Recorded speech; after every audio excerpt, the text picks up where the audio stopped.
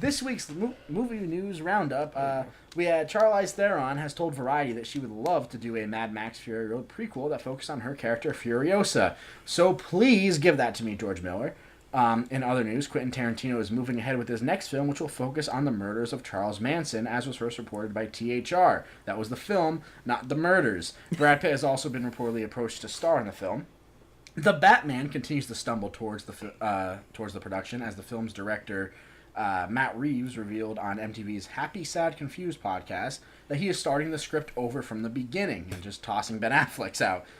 So I still fully trust Reeves with the project, but with Variety reporting that Warner Bros. Still wants a 2019 release for the film, I think it's time to start getting the let out on this production. So I think we'll just move ahead a little bit.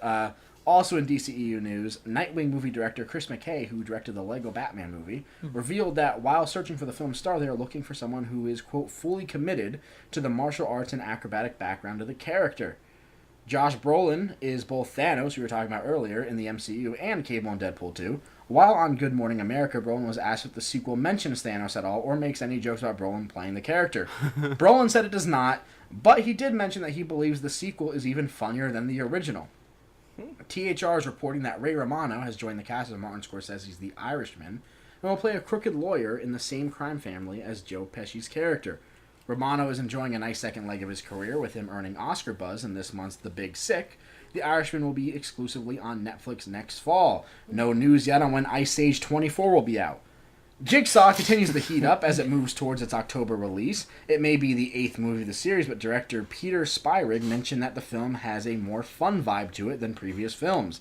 The film also released its first official image through Entertainment Weekly, which featured a sand trap as one of the new traps that made the series so successful. So, that's cool, I guess. It's Saw, you know. I don't care about Saw. So, yeah, I hope it's good, because we haven't had a good Saw movie since, arguably the first one. A couple were okay. I completely agree. A couple were okay in between there. I first one's very good. I think the second one's okay. I think the third one's okay. I think the fourth one's okay. I think the fifth one's shit.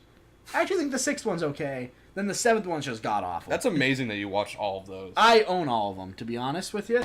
It's one of those things where I owned 1 through 6, and I'm like, I know 7 sucked, but I need to complete it. I need to complete it. You can get off the podcast. So, I honestly feel bad for you, Zach. Oh my God. Listen, I watched Saw. I guess it's like Transformers. I watched Saw the final chapter in 3D in theaters, and I hated it.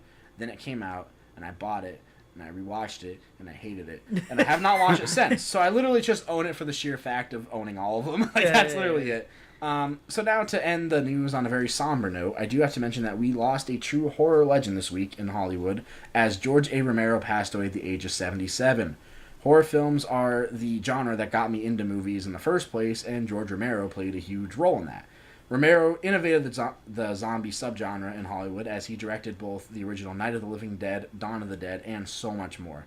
So whether it was watching any of his countless films or fighting against him in Call of Duty Black Ops Call of the Dead while Avenged Sevenfold was blasting, George Romero will always hold a special place in my heart. So thank you, George, for everything you did for horror. You will be greatly missed. And that's all for movie news this week. So touching. I shed a tear a little bit.